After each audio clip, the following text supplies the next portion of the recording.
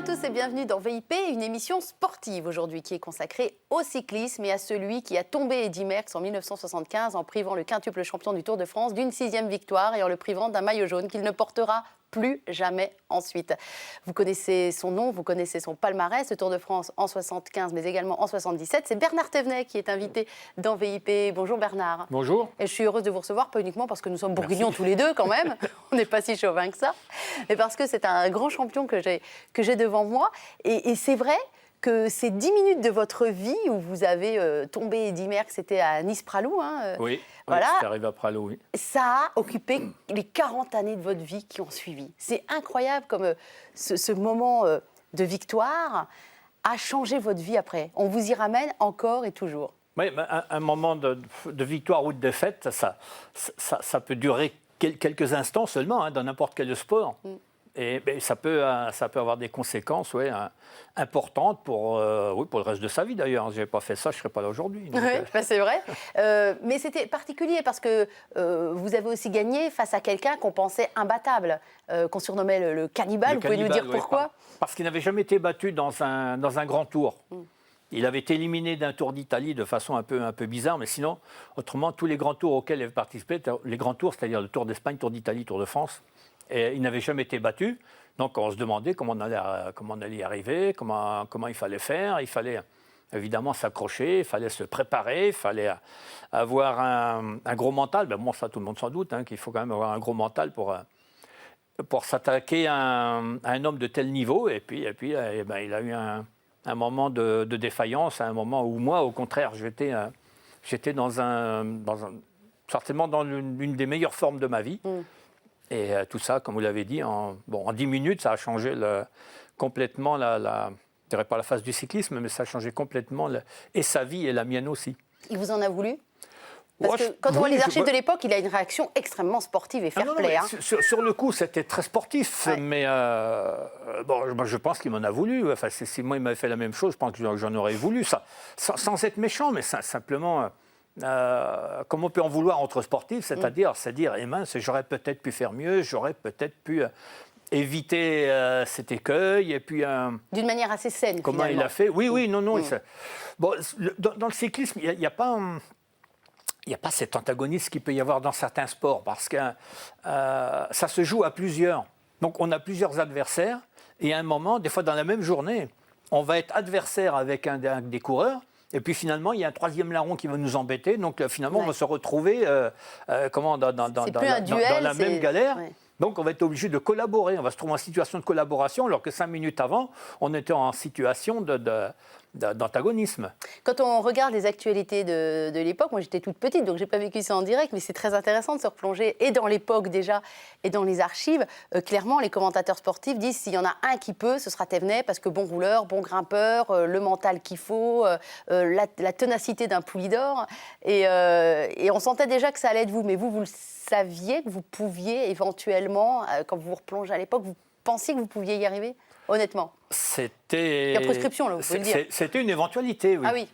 C'était possible. C'est-à-dire qu'en 1975, on avait changé de directeur sportif.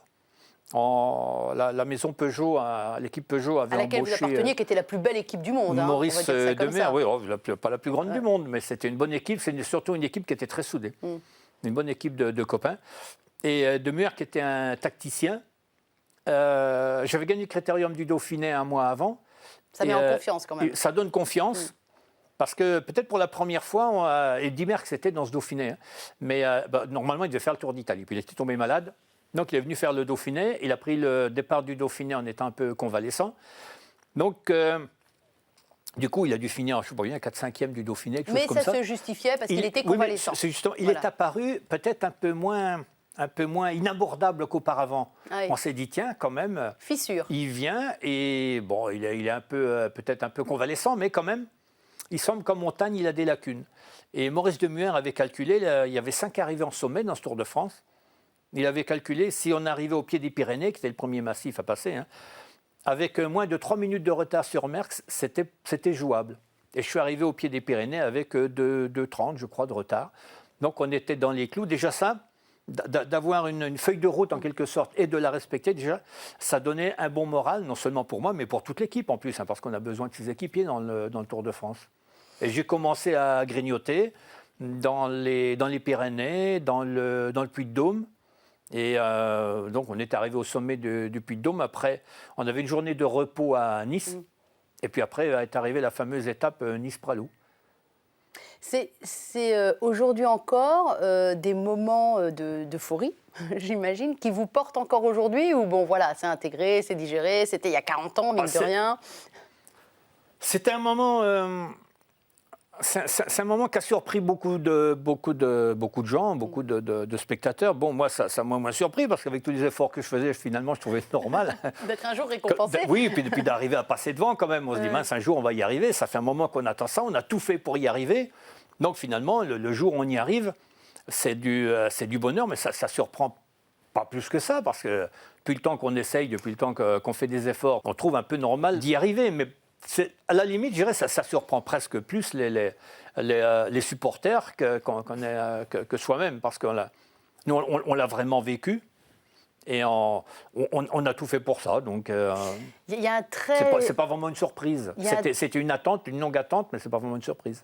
Il y a un très joli documentaire qui a été fait par les Films du Zèbre, qui retrace votre parcours et dont je me suis beaucoup inspirée pour préparer cette émission, Bernard Thévenet. Et ce qui est très joli dans ce documentaire, dont on va regarder un extrait d'ici quelques secondes, c'est que le réalisateur a réussi le tour de force de réunir pas mal de personnes. Il y a Poulidor évidemment, mais tous vos anciens copains avec qui vous rouliez, tous ceux avec qui vous étiez aussi avant de devenir pro en 69, tous ceux d'après, c'est quand même assez complet. On vous voit aussi dans votre ferme familiale en Saône-et-Loire. Il y a vos parents. C'est très émouvant de voir témoigner vos parents qui disent nous, ils devaient travailler à la ferme. D'un seul coup, il se met à rouler. On n'a pas bien compris. Qu'est-ce que c'est émouvant ce documentaire. Donc, on va regarder un extrait, mais je tiens à préciser qu'on peut l'acheter en DVD pour ceux que ça intéresse. Et ben voilà, un extrait de Bernard Thévenet. Pour beaucoup de gens, je reste le tombeur de Merckx.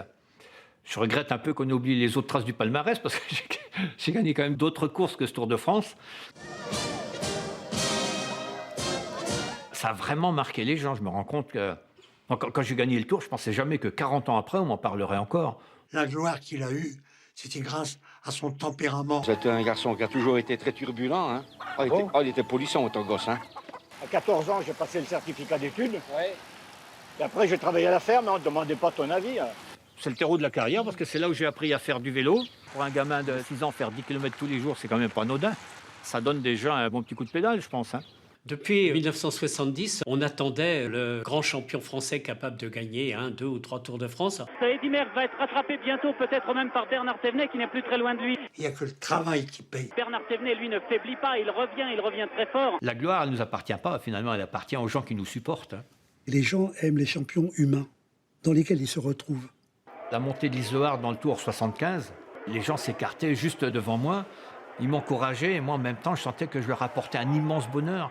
Une fierté d'apporter du bonheur à autant de gens d'un seul coup. C'était le meilleur moment de ma carrière, certainement. Merci au Film du Zèbre pour cet extrait. On va rendre un petit hommage à Jean-Claude Vincent, dont vous venez de me dire à l'instant, en regardant l'extrait, que c'était votre mécanicien, qu'il est décédé il y a quelques semaines. Oui. Voilà, le papa de Nathalie Vincent. Donc on lui rend hommage. Je vous sens effectivement ému. Puis on a vu vos parents tous les deux en train de pédaler sur... Quelle est jolie cette image. Oui. Oh, on a fait voir à mes parents après, parce que surtout mon père, c'était quelqu'un qui aimait bien être discret, qui aimait pas... Mais après, les journalistes sont venus à la maison, on leur a fait faire des tas de trucs. Moi, j'ai vu une photo où ma mère est en train de faire des fromages parce qu'il fallait le faire à cet endroit-là. Je pense pour la lumière, je sais pas, mais elle n'a jamais fait les fromages de sa vie dans cet endroit-là. Donc je pense que ça a beaucoup perturbé leur vie finalement. Ils étaient très heureux, mais en même temps, ça les a beaucoup perturbés. C'était tellement pas ce qu'ils avaient imaginé pour vous, pour ce petit garçon turbulent, comme ils disent. Mais bon, voilà, l'école est à 5 km. Vous avez la chance d'avoir un vélo, déjà. D'ailleurs, on le voit, ce vélo, c'est une relique totalement rouillée dans le film. À un moment, c'est très émouvant aussi. Il manque pas mal de pièces, d'ailleurs. Et bien, voilà, il manque une selle, notamment. Mais il faut y aller, quoi. Il faut aller rouler pour aller à l'école. Et finalement, le goût, il est venu comme ça, par la vie quotidienne. Oui, un petit peu, parce qu'évidemment, comme ça se faisait toujours et que ça se pratique encore un petit peu, on faisait des petites courses en rentrant de l'école, parce qu'on était 3-4 dans le village à rentrer dans le même hameau. Et en revenant de l'école, on faisait un peu des courses. J'étais régulièrement battu parce que j'avais un petit vélo, les autres en avaient un plus grand, donc je n'arrivais pas à suivre. Mais je m'accrochais quand même, j'étais... Voilà, vous êtes accroché, puis après il y avait les courses du dimanche. La semaine, il y avait l'école, il fallait aider un peu la ferme aussi. Et le dimanche, vous faisiez ce que vous vouliez. C'était les courses entre copains. Et puis au fur et à mesure, vous vous faites remarquer. Oui, je commençais plus vite que les autres. Oui, j'ai eu un vélo demi-course parce qu'à l'époque, on passait le certificat d'études à 14 ans. Et puis après, on ne demandait pas votre avis. J'avais besoin de vous à la ferme, donc il fallait travailler à la ferme. Et j'avais 2 sœurs plus âgées qui avaient eu un vélo moteur, elles, quand elles avaient le certificat d'études. Et moi, mes parents voulaient m'acheter un vélo moteur. Je dis non, moi, je veux un vélo de course. Oh, mon père, tu follet. Parce qu'il s'est dit, s'il fait du vélo, il ne va plus travailler à la ferme. Tout au moins, il va moins bien travailler. Donc, enfin, il a fallu négocier un moment pour avoir un vélo demi-course. Et donc, j'ai eu un vélo demi-course. Je suis allé rouler. J'ai eu la chance aussi d'avoir 2 copains dans le même petit village, Saint-Julien-de-Civry, il y a 500 habitants. Et 2 copains qui sont mis à faire des courses comme ça. Donc, j'allais les voir le dimanche. Voilà, effet d'entraînement, quoi. Je m'entraînais un peu avec eux. Puis, ils m'ont dit, mais tu devrais courir. Parce que j'ai dit, oui, mais mes parents ne veulent pas. Enfin, bref, j'ai pris une licence en cachette. Et puis, j'ai commencé la première course comme ça. Mes parents m'ont emmené à la deuxième course. J'ai gagné. Et j'ai dit, là, il faut vraiment que les parents sont là. Il faut que je fasse voir ce que je suis capable de faire. Et après, c'était un petit peu mieux. Ils me laissaient une journée par semaine pour m'entraîner. Saint-Julien-de-Civry, juste pour préciser aux téléspectateurs et aux auditeurs qui nous écoutent et qui nous regardent, on n'est pas très loin de Paray-le-Monial. Donc Paray-le-Monial, ça parle tout de suite aux téléspectateurs de KTO. C'est un grand centre spirituel. Oui. Vous, il y a eu une influence de Paray-le-Monial sur votre vie? Enfin, vous avez été élevé d'une manière spécifiquement catholique ou pas spécialement? Oui, mes parents étaient très, très pratiquants. Oui. Et Paray-le-Monial, c'était une destination particulière parce que... On y allait une fois par an, une fois tous les 2 ans en pèlerinage, mais c'était pas... non, le pèlerinage, c'était Lourdes. Vous avez beaucoup fait Lourdes? Mais non, je n'ai jamais fait Lourdes. Moi, mes sœurs sont allées à Lourdes. On leur avait payé le voyage à Lourdes. Et ben, moi, je ne sais pas, parce que c'était un voyage... c'était un pèlerinage paroissial. Et je ne sais pas, quand le pèlerinage est organisé, je devais avoir une course, je ne sais pas, du coup, je suis allé à Lourdes, mais beaucoup plus tard. Mais en vélo. Oui, en passant avec le Tour de France, voilà, exactement. Ce que j'allais dire. Pour vous, la plus belle victoire, c'est le Tour de France 75 ou 77? En 77, moi, j'ai trouvé que la bataille avait été plus âpre, ça avait été plus ardue. Mais le deuxième a été Kuiper, un Hollandais qui n'a jamais gagné le Tour de France. Et donc, les gens ont complètement oublié son nom. Par contre, le nom de Merckx est resté. Donc, pour les gens, je suis le tombeur de Merckx. C'est resté dans la mémoire des gens, ça, le Merckx. C'est vrai que on disait à vaincre sans péril, on triomphe sans gloire. Mais pourtant, il y avait des périls contre Kuiper. Mais il n'avait pas le nom, pas la notoriété d'Eddy Merckx. Donc, pour les gens, c'est resté... On parle rarement du Tour 77. Ouais. On parle parce que toujours, beaucoup de gens ignorent que j'ai gagné le Tour en 77. Beaucoup de gens se rappellent 75. Cette année, on vous a rendu hommage cette année sur le Tour de France pour les 40 ans. Ça vous a touché? Mais du Tour 75, mais pas du Tour 77. Attendez un peu, 77, il faut attendre un peu pour qu'on vous rende hommage. Je n'aurais pas le même hommage parce que ça m'a marqué. Oui, ça m'a beaucoup... Mais ça vous a ému? Non, ça m'a beaucoup touché, oui, bien sûr, oui.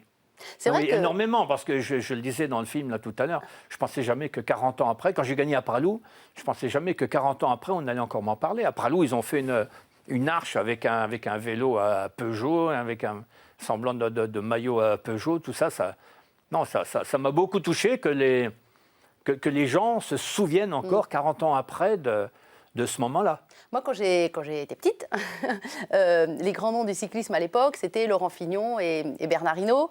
Après, sont arrivés des Virenques et d'autres noms, etc. Sont arrivés les scandales aussi. Le cyclisme, vous savez, au moment où tous ces scandales sur le dopage, les peaux belges et tout ça ont explosé, vous avez reconnu votre cyclisme à ce moment-là, ou est-ce que vous avez l'impression que ce n'était pas exactement les mêmes valeurs qui étaient... C'était... on reconnaît le cyclisme parce que c'est un sport qui est très dur et de toute façon, ce sont toujours les meilleurs qui sont devant. C'est souvent des gars de la terre. Poulidor, dans votre documentaire, il le dit, on était souvent des paysans, on était souvent des gars de la terre. Bernard Hinault, vous m'appreniez tout à l'heure en discutant dans les loges que lui, il avait une ferme et qu'il a continué dans sa ferme ensuite. Enfin, souvent des gars du cru, quoi. Oui, mais dans le temps, je pense qu'il y avait 90% des coureurs qui étaient fils de paysans ou d'ouvriers. Mais bon, des paysans, des ouvriers, maintenant, il ne reste plus beaucoup, malheureusement. Donc, c'est sûr que c'est une autre... Donc, les valeurs n'étaient peut-être pas les mêmes aussi. Les valeurs étaient différentes. Il y avait peut-être moins l'appât du gain. Parce que maintenant, il y a une très grande différence entre un très bon coureur et un bon coureur. Ouais. Alors qu'avant, il y avait moins de différence. Donc les coureurs étaient peut-être moins attirés par on ne peut pas dire des paradis artificiels, mais C'est un peu comme... moins attirés par la médecine pour pouvoir réussir. Oui. Oui, d'accord. Oui, oui. Et vous parliez de la palud du gain, c'est un peu, on peut faire un parallèle avec le rugby, quand ça s'est professionnalisé, ça a donné une toute autre mentalité. Il y a quelques valeurs qui restent, bien sûr. Oui, oui, c'est vrai. Le parallèle est valable, la comparaison est bonne, oui. Ouais. Et vous avez, quand vous avez assisté à tous ces scandales qui éclataient dans tous les sens, vous avez eu quelle réaction par rapport à ça? Enfin, la réaction que, finalement, je ne dis pas que les coureurs étaient victimes, hein, mais parce qu'ils étaient victimes plus ou moins consentantes. Mais je pense que, comme dans beaucoup d'endroits, le sport est rarement dévoyé par les sportifs eux-mêmes. Hein. Beaucoup plus par ceux qui sont autour. Dans votre documentaire, il y a quand même, je ne sais plus qui, un de vos copains qui dit mais on se chargeait tous quand même, parce qu'il y avait... Oui, mais ça fait... chargé, non, pas vraiment. Enfin, ça ressemble sans doute pas du tout à ce qu'on a connu. Tout le monde se soignait, c'est sûr. C'est ça, tout le monde se soignait. Mais il n'y avait pas de médecins comme maintenant qui facturent, je ne sais pas combien, 3 000 € la prestation, là, ou des choses comme ça.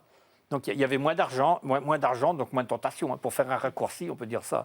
Moins d'argent, moins de tentation. Les valeurs du cyclisme, pour vous, intemporelles, ce seraient lesquelles si on devait en dégager une, deux, peut-être trois? Les valeurs...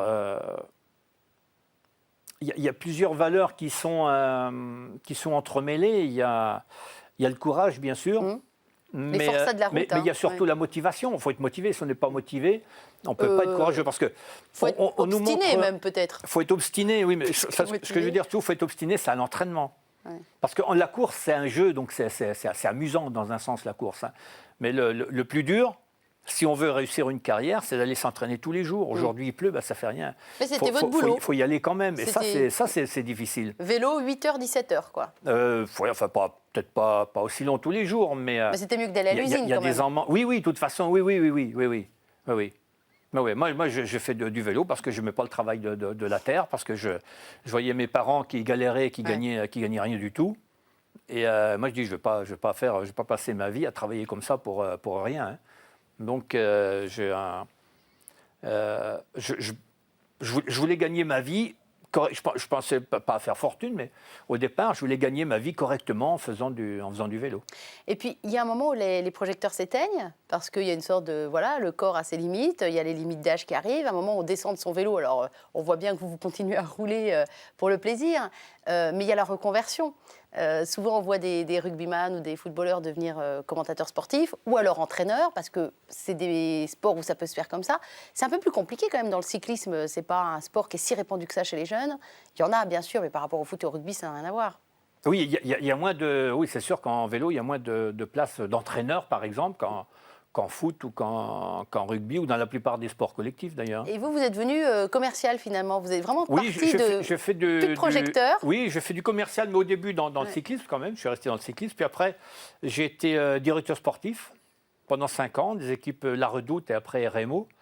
Et puis après, j'ai été commercial dans les produits chimiques, dans les produits de maintenance, donc avec absolument rien à voir avec le cyclisme. Mais en même temps, j'ai eu la chance qu'on me fasse confiance, qu'un homme qui s'appelle Jean-Louis Levrault, qui était le rédacteur en chef du journal qui s'appelait Le Provençal à l'époque, qui s'appelle La Provence maintenant, me demande de lui faire un petit papier chaque semaine. C'était le mercredi, sur les événements qui s'étaient passés dans la semaine.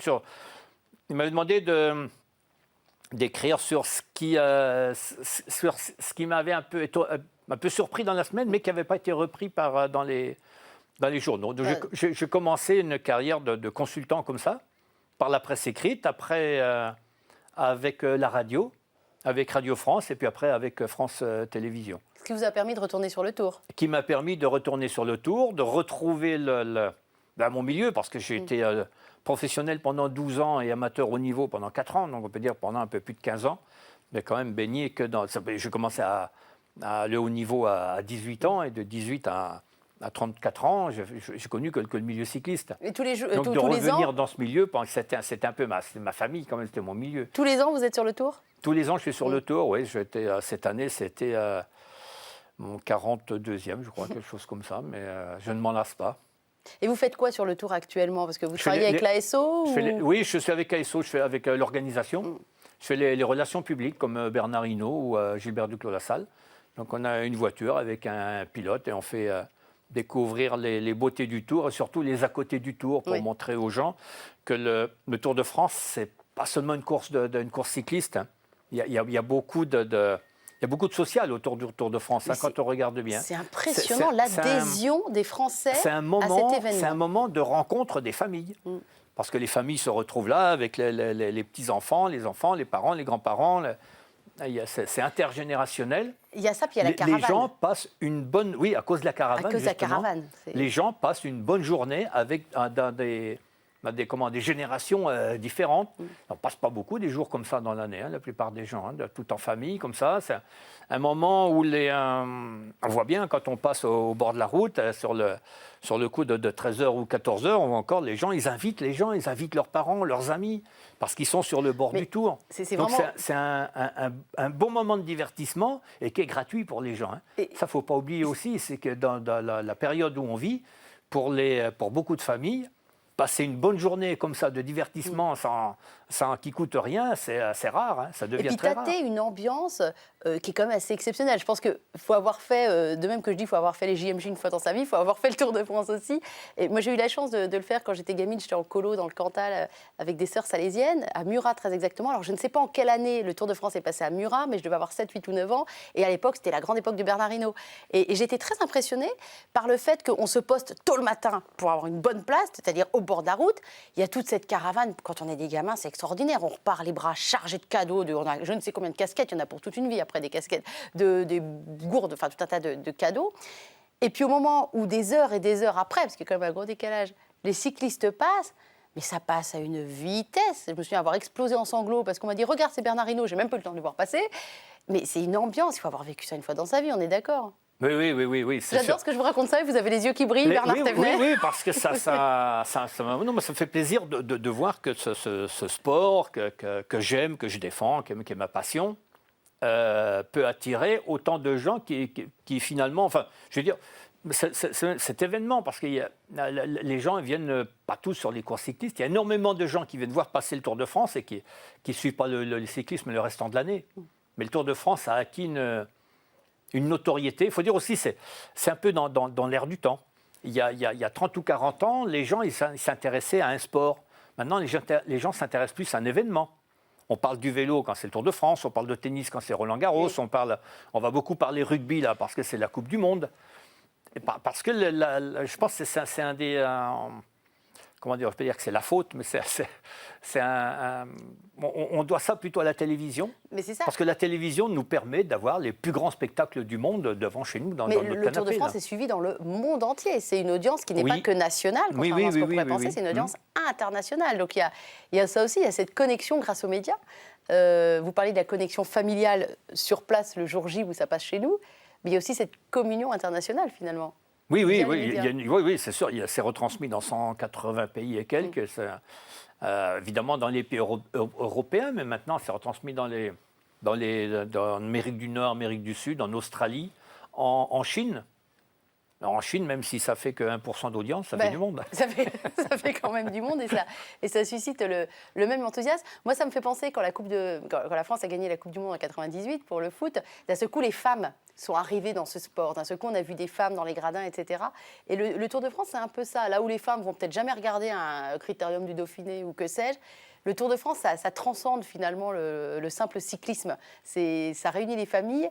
Et combien il y a de télévision allumée où c'est juste aussi pour regarder les paysages, vous savez?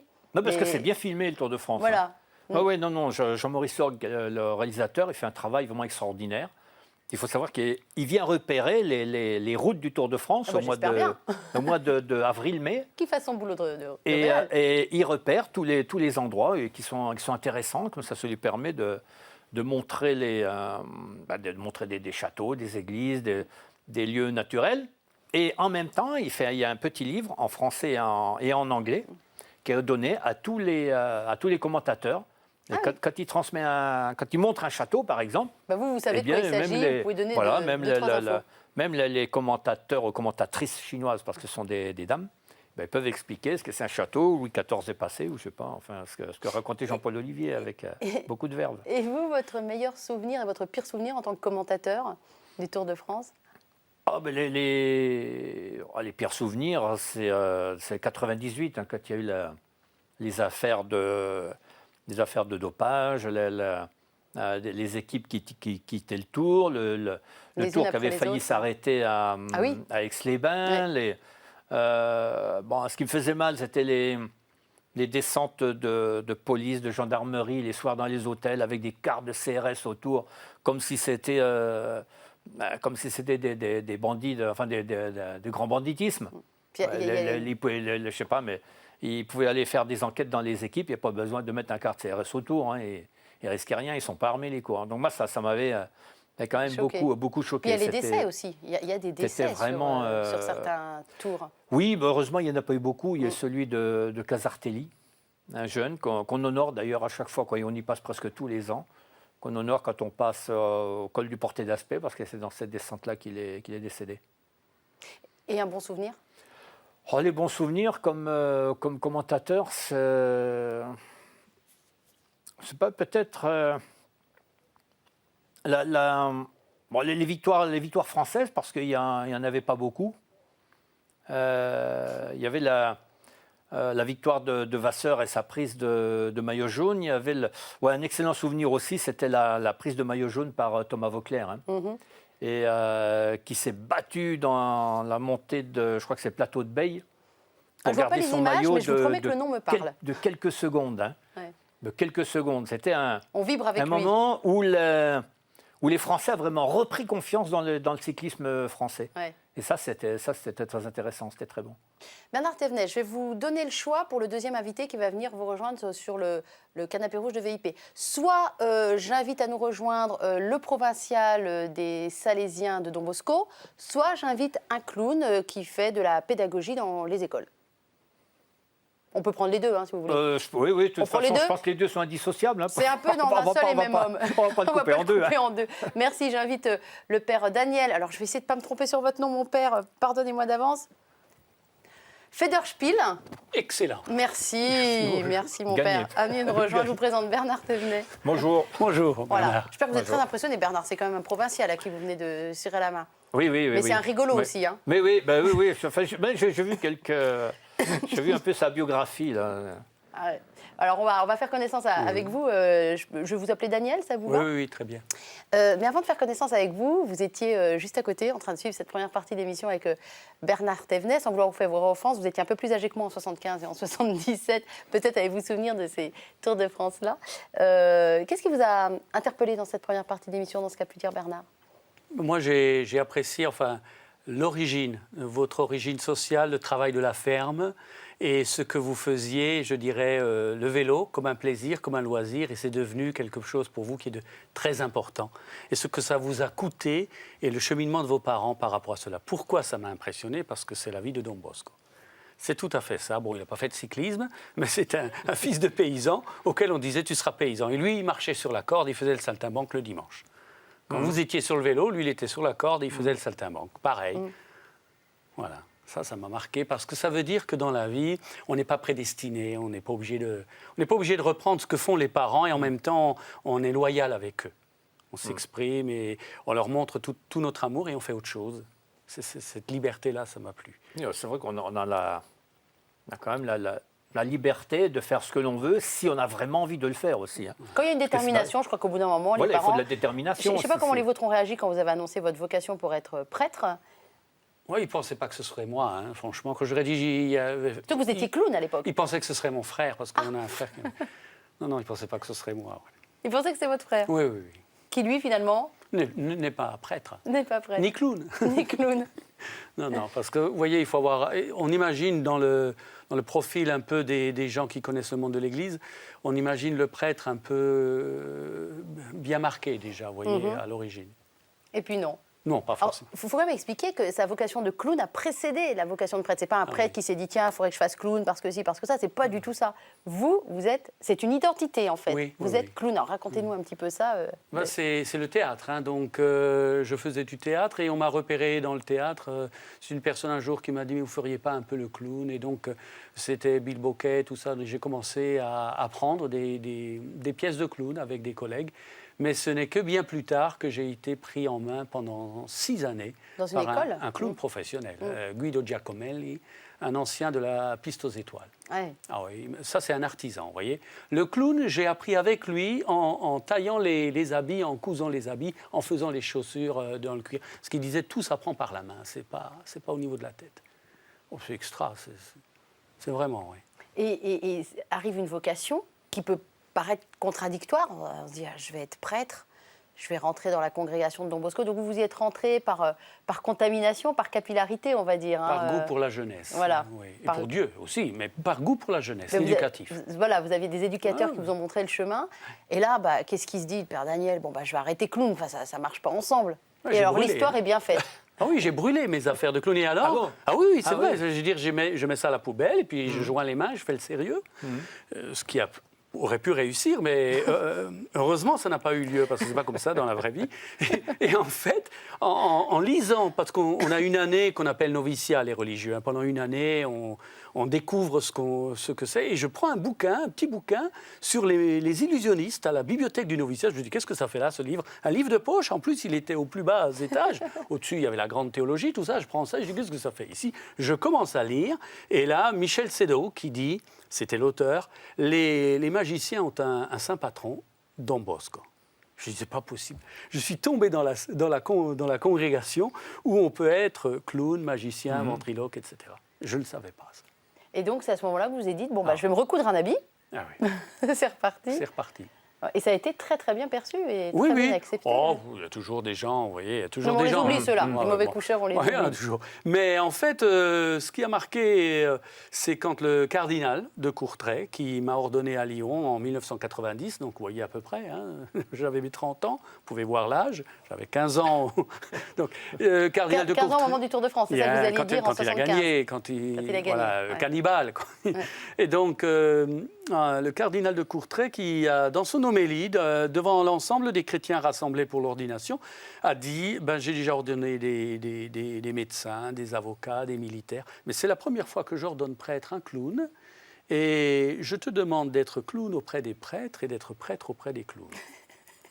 C'est une grosse mission. C'est du grand de Courtrai. C'est une vaste mission. Vaste mission. Alors, on va regarder quelques images de ce que fait le père Daniel, parce qu'en fait, il est en école. Il est appelé dans les écoles pour venir faire le clown une journée. Un clown un peu pâteau qui ne sait ni lire ni écrire, ce qui est un peu gênant pour un adulte quand même. Il va falloir que les élèves le prennent en main. Parce que sinon, il ne va jamais s'en sortir dans la vie. Et voilà, on a la chance d'avoir quelques images. Voici ce que ça donne. Depuis quelques jours, j'essaye de lui faire promettre d'aller à l'école. Il n'est jamais trop tard. Mais mon problème, c'est que j'ai du mal à trouver une école qui accepterait mon clown comme élève. Il est pourtant très gentil et très serviable. Que faire? Faut-il le laisser traîner au lit le matin? Il ne sait même pas écrire son nom. On me dit tellement de bien de vos élèves, leur gentillesse et surtout la politesse. Vous avez aussi d'excellents professeurs. Il y a quelqu'un? Oui.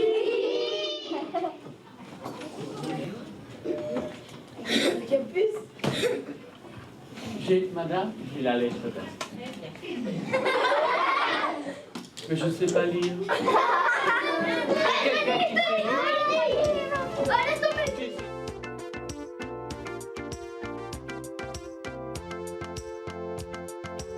Voilà, c'est le clown papy qui vient dans les écoles d'une manière très pédagogique pour que les élèves se prennent en main. Alors, ce qui est génial, c'est qu'ils sont à fond, les élèves. Ils croient vraiment que le clown ne sait pas lire et écrire, c'est du primaire. Hein. Et ils sont à fond. Et vous passez dans les différentes classes de l'école. C'est extraordinaire comme outil pédagogique, j'allais dire. C'est ça le métier. Hein. Il faut que je sois crédible. Je ne sais ni lire ni écrire, je ne sais pas repérer l'horaire, une montre, je ne connais pas les saisons. Alors les enfants, ils imaginent le pire. Un élève de 6e, un jour, il me dit, un petit de 6 ans, me dit, moi papy, je vais t'apprendre à nouer tes lacets. Non. Donc, vous voyez, il faut qu'on soit prêt au pire. Et alors, ce qui est bien, c'est qu'ils se mobilisent pour nous apprendre, pour m'apprendre. Et du coup, ils jouent la posture de celui qui sait et qui a acquis des compétences et qui me les transmet. Ça, c'est... Moi, je ne connais pas très bien le métier du clown, mais souvent, je ne sais pas si vous avez entendu dire ça, Bernard Thévenet, on dit qu'il faut trouver son clown, que c'est vraiment, c'est pas faire le charlot, hein, c'est toute une école, toute une identité à trouver, c'est presque une psychothérapie. Il faut trouver son clown. Et vous, votre clown, vous le décririez comment ? Voilà, alors on ne fait pas le clown, on est clown. C'est-à-dire, on a ce qu'on est en nous, ce qu'on a en nous, on le transforme dans l'image du clown. Alors, mon clown, c'est un pédagogue.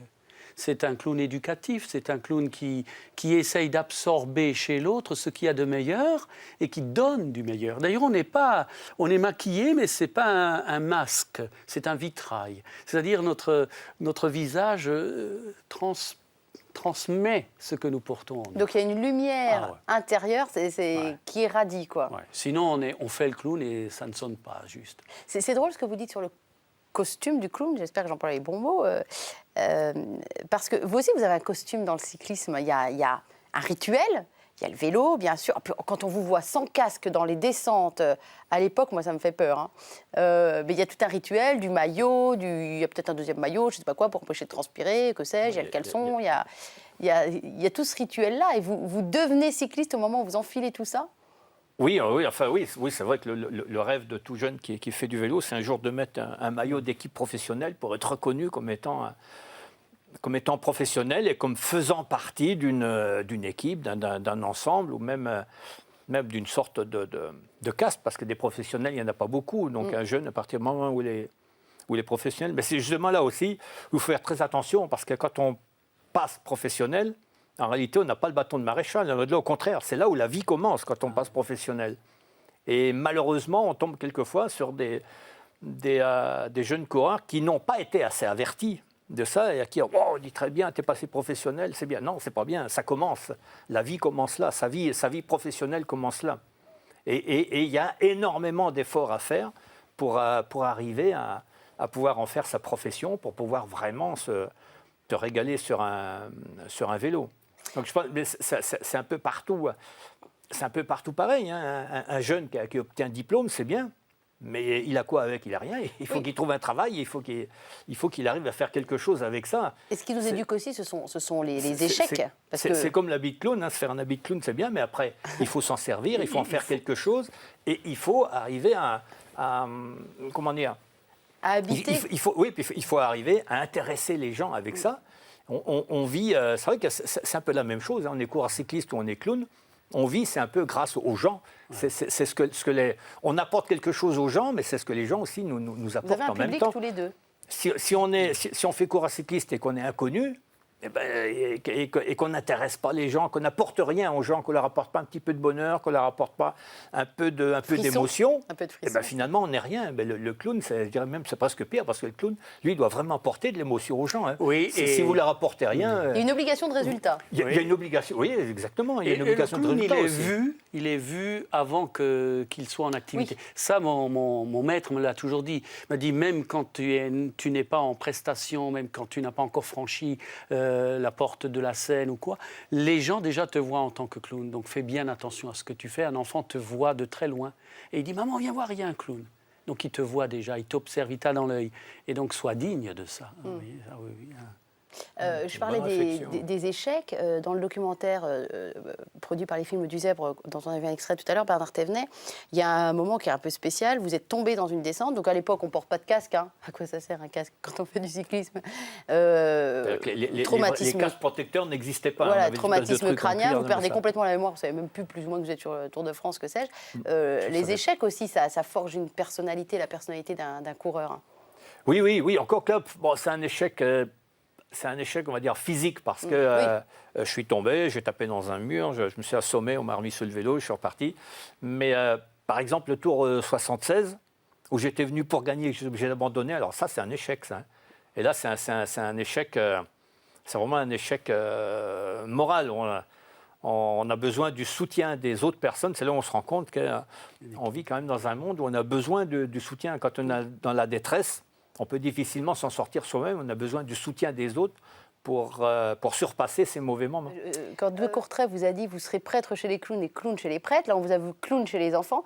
Comment vous faites pour être clown chez les prêtres, auprès de vos congénères, auprès de vos collègues prêtres, auprès de la congrégation que vous menez, des Salésiens de Don Bosco? Vous êtes perçu comment? Oui, alors bon. Vous faites le clown avec eux? Oui, on peut le faire. Donc, parce qu'il y a quand même la crédibilité du provincial, mine de rien. Oui, mais vous savez, je crois que le clown, il n'a pas besoin de se vanter ou de se faire valoir. Il se justifie en lui-même? Il se justifie en lui-même parce qu'il est décalé. Mais vraiment, clown chez les prêtres, c'était pas tellement faire le clown avec les prêtres, mais c'est de faire entrer cette posture du clown, c'est-à-dire celui qui est en deçà et qui prend tout ce qui est chez l'autre pour le trouver, pour le mettre en joie, pour le mettre en poésie. Si vous voulez, très honnêtement, le meilleur clown, alors, théologiquement, c'est le Christ. Le meilleur clown. Parce qu'il a pris notre souffrance, ce qui était abîmé chez l'homme, et il l'a transfiguré dans la résurrection comme un témoignage d'amour de Dieu. Ça, c'est le vrai clown. Alors là, je veux dire, tous les prêtres devraient être clowns, en fait. Vous placez la barre super haut. Ah oui, mais il faut de temps en temps. C'est comme les sommets que vous, c'est comme les sommets que vous faites en vélo. Là, on fait de la grande théologie. Ouais. C'est-à-dire prendre chez l'homme tout, mais absolument tout, y compris ce qui le meurtrit, ce qui l'abîme, et dire c'est pas foutu. Il y a une force qui se dégage là, et par amour. Et je pense que le vrai clown, c'est cela. Quand j'étais, par exemple, à l'hôpital Lanval à Nice, pour faire rencontrer les enfants qui étaient en chimio, il ne s'agissait pas de rire à partir de leur maladie. Il s'agissait, comme une éponge, absorber ce qui est pour eux de l'ordre du quotidien, qui les fait souffrir, et dire, et moi, clown, je viens à ton chevet et j'apprends. Apprends-moi. Est-ce que je peux être malade, moi aussi? Et là, l'enfant me déconseille de l'être. Et il se met à me donner le meilleur de lui-même. Ah oui, c'est ça, carrément, être prêtre avec les clowns. Oui. Thérapeutique. Et alors, vous pensez être au bout de vos surprises, Bernard Thévenet, avec le père André Federspiel, j'y arrive. Hein, Daniel, j'ai dit quoi? Vous avez dit Federspiel, mais vous m'avez appelé André. C'est bien aussi, André. À mon avis, vous devriez songer à changer. Mais ce monsieur fait également des comédies musicales. En tout cas, une sur la corde raide. Vous pouvez nous expliquer un petit peu ce dont il s'agit? Alors, sur la corde raide, c'est un peu la vie de Don Bosco, oui. Donc actualisée. D'ailleurs, l'image que j'ai de Don Bosco, moi, c'est en train de faire l'équilibriste sur une corde, parce que les belles histoires que j'ai lues de Don Bosco quand j'étais ado, c'est cette image-là qui était sur la première de couverture. Cette fameuse couverture de Gigé, Joseph Gigé. Voilà, c'était Gigé, tout à fait, c'est celle de Gigé. Et donc, Don Bosco marchait sur la corde, mais pour refaire après une séance avec le catéchisme. On venait l'applaudir comme saltimbanque et on venait là.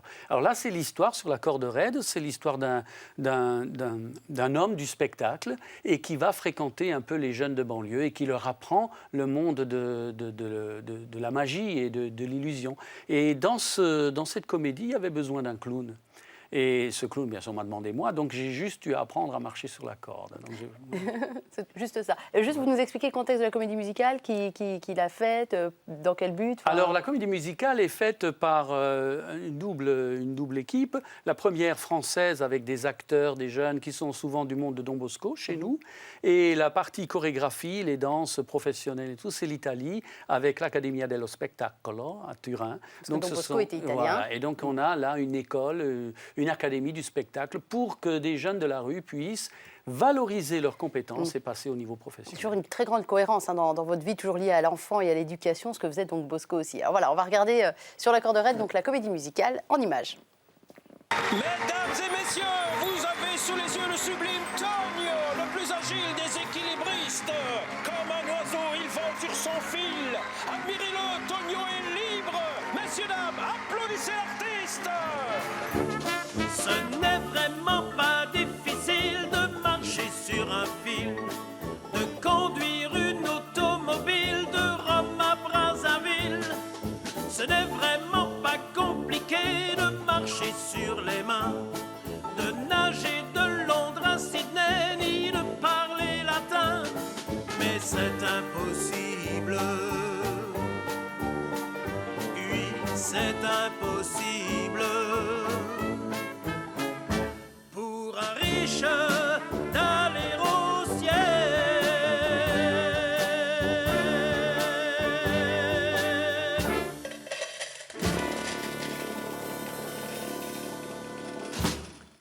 Bah voilà, on aurait bien aimé la voir, mais là c'est fini. Hein. Le texte est écrit par un confrère religieux, Jacques Ray, et le chanteur, c'est Théo Mertens, un chanteur belge, dans le monde de l'Église. En tout cas, très pro. Hein. Le résultat, très professionnel. Vous avez quel rapport aujourd'hui, Bernard Thévenet, à la religion ? À votre religion d'enfance, qui est la religion catholique ? Éloigné ? Je suis un peu égoïste avec Dieu parce que C'est-à-dire ? souvent je lui demande... je l'oublie un peu dans les bons moments, mais je lui fais appel dans les mauvais moments. Et il répond ? Je vais aller... Oui, je sais pas, je crois que oui. Il répond à Dieu, à des saints, mon saint patron aussi, de temps en temps. Je fais appel à Saint Bernard. C'est vrai que je suis un peu égoïste parce que quand ça va bien, j'ai tendance à l'oublier. C'est assez classique, ça. Hein. Mais c'est formidable. Je pense que Dieu, on peut l'oublier, c'est ça. Et ça ne l'atteint pas. Vous voyez, non, mais c'est vrai, hein, je ne dis pas ça pour... Moi aussi, j'oublie Dieu. Mais lui ne nous oublie jamais. Oui. C'est ça qui est bien. Oui. Même quand on n'est pas là, lui, il est là. Il y a heureusement. cette demeure, cette constance. C'est par amour qu'il est là. Ouais. Vous voyez, Daniel, et non pas André, Père Daniel, vous voyez, vous, des ponts qui ne sont pas forcément faciles à faire hein, entre le cyclisme, le clown, la spiritualité. Vous voyez des ponts, vous, que moi, je ne verrais pas forcément ? Si, au moins au niveau des valeurs, ce que vous exprimiez, hein, c'est-à-dire la ténacité, cette affaire de combat, et en même temps de ne pas voir chez l'autre un adversaire, de voir un adversaire, mais non pas un ennemi. Un ennemi. Alors ennemi, ça c'est extraordinaire dans la vie, heureusement qu'on ait envie de se battre, qu'on ait envie de gagner, mais on n'est pas obligé de détruire l'autre. Et ce serait malheureux si le Tour de France, celui qui arrive, et tous les autres, ils meurent. Non, donc là, je vois déjà dans la vraie vie, et comme l'éducateur là. Et puis l'équipe, hein, comme vous disiez, je pense, c'est surtout le reportage que j'avais vu aussi. Je ne sais pas préciser, il avait été diffusé en juin dernier sur France 3. Voilà, et vous pouvez le retrouver en DVD maintenant. Voilà. Et quand vous gagnez, si j'ai bien compris, dans le cyclisme, il y a le peloton, il y a ceux de votre équipe qui vous encouragent. Il y a l'encouragement du regard, il y a l'encouragement du verbal. Il y a celui qui vous coach, il vous trace une ligne de route. C'est vraiment éducateur, ça. C'est-à-dire, c'est à la fois un parent qui vous rassure et qui dit « vas-y, bon, je ne comprends pas tout à fait ce que tu fais, mais vas-y, courage ». La confiance, à un moment, vous avez dit « il y a quelqu'un qui m'a fait confiance ». Alors là, vous voyez, il y a des ponts, mais je veux dire, c'est tellement vrai qu'on pourrait le dire partout dans le monde. Et dans le cyclisme, donc le fait de faire partie d'une équipe comme d'une famille. Là aussi, il y a le fait de la victoire qui est partagé. On voit dans le film combien. Voilà, c'est ça. Et donc vraiment, il y a des passerelles, vraiment. Ouais. Et alors, effectivement, c'est un sport, et c'est un sport qui est aimé des gens parce que tout le monde n'est pas boxeur. Vous voyez, moi, j'ai jamais fait de boxe, mais j'ai fait du vélo. Je suis pas sportif. C'est vrai, c'est très vrai. Tout le monde a fait du vélo. Voilà, tout le monde a fait un peu de vélo. Ça vous touche, ce que dit le Père Daniel ? Oui, surtout quand il parle de confiance, parce que c'est vrai que la confiance, c'est extrêmement important, parce que c'est quelque chose dont on a besoin, mais il faut la donner aussi en échange, hein, la confiance. À des moments, on demande aux gens de faire confiance. Oui, mais il faut donner des gages pour pouvoir avoir la confiance et tout ça. Donc, c'est une question finalement, on en revient à la solidarité. Hein. C'est une question de solidarité entre tout le monde. Dans une équipe cycliste, il y a par exemple, il y a un leader, c'est celui qui est fait pour gagner, pour apporter un petit peu d'argent à l'équipe. Il y a les équipiers qui sont là pour aider, mais tout le monde doit y trouver son compte. Si quelqu'un n'y trouve pas son compte, ça ne peut pas marcher. Il faut que tout le monde soit... Il faut que tout le monde travaille, mais pour que tout le monde travaille, il faut que tout le monde ait une récompense, une juste récompense. S'il y a quelque chose, s'il n'y a pas de récompense, les gens ils sont pas idiots. Pourquoi ils vont travailler s'il n'y a pas de récompense? Donc c'est un ensemble qui vit solidairement et qui doit faire, chacun a un rôle à remplir et chacun doit le remplir pour le bénéfice de la collectivité. Et il y a aussi autre chose qui vous relie, c'est la transmission aussi. Vous disiez avoir été directeur sportif. Il y a un moment, il y a la transmission vers le plus jeune. Oui, la transmission, elle se fait déjà au sein de l'équipe aussi. Oui. Les plus anciens conseillent les plus jeunes. On dit, si tu veux réussir, il ne faut pas faire ci, il ne faut pas faire ça, il faut faire comme ci, il faut faire comme ça. Mais il y a beaucoup de conseils qui sont donnés. Et les meilleurs conseils, ils se donnent pendant l'épreuve, hein, la plupart du temps. Ah oui. Parce que c'est là où on retient le mieux, c'est quand on est dans l'épreuve et qu'à un moment, si on ne sait pas quoi faire, si on a le bonheur d'avoir un ancien qui dit « Allez, là maintenant, hop, tout de suite, il faut faire ça », on retient beaucoup mieux. Après, c'est la théorie. Le soir, si on en parle le soir, c'est la théorie. Mais... Il y a des choses qui me marquent, parce que vous disiez à un moment, bien sûr, on a toujours focalisé, on a toujours mis la télé, on vous a toujours interviewé au moment des victoires, au moment du combat. Mais l'abandon, quand vous avez parlé de l'abandon, abandonner.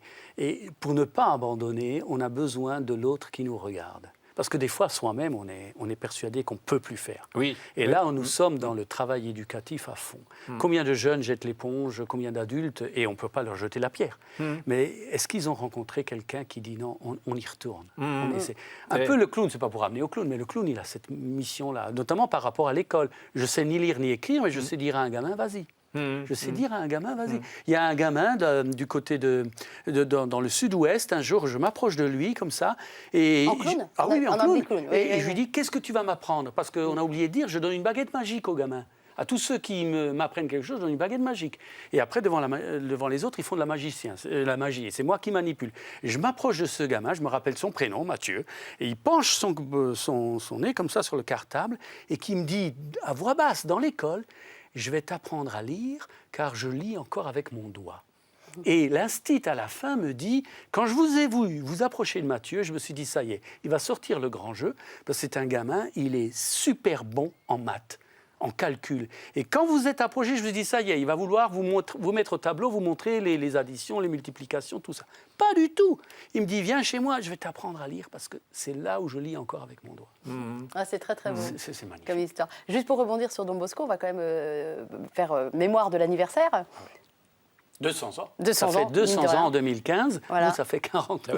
Lui, ça 200 ans de sa Et on naissance. continue de parler de lui, de Don Bosco De et de sa son petit naissance. protégé, Dominique Savio aussi, qu'on Ah, n'oublie oui, pas. On peut trouver des informations sur le site internet don-bosco.net, je tiens à le préciser. On s'achemine très très doucement, c'est-à-dire dans 40 secondes sur la fin de cette émission, mais j'incite vraiment les gens à venir voir votre documentaire, on l'a vu tous les deux, enfin celui qui a été fait sur vous et sur tous vos copains et sur toute cette époque, parce que Dieu sait qu'à la base, je ne m'intéresse pas aux cyclistes, ni au cyclisme, pour être honnête avec vous, Bernard Thévenet, mais Dieu sait que ça m'a passionnée. Je n'ai pas vu passer l'heure du documentaire et je trouvais ça passionnant. Ça nous replonge dans ce que vous êtes, quelqu'un d'honnête, quelqu'un de droit, quelqu'un avec des valeurs. Et puis dans toute cette époque aussi, j'ai pris un vrai plaisir. Donc voilà, c'est les films du Zèbre, je tiens à le préciser. Qu'est-ce que je vous souhaite pour la suite à tous les deux, Daniel? Qu'est-ce qu'on vous souhaite, Père Daniel? De devenir un bon cycliste. Je vous présente un professeur. Ah ben, on vous le souhaite. Qu'est-ce qu'on vous souhaite, Bernard Thévenet? Je ne sais pas, par les temps qui courent, pas de guerre, pas de choses comme ça. Et le reste, on va s'en occuper. Oh, c'est très joli. Merci beaucoup à tous les deux et je vous souhaite un bon retour dans vos vies respectives. Merci. Merci.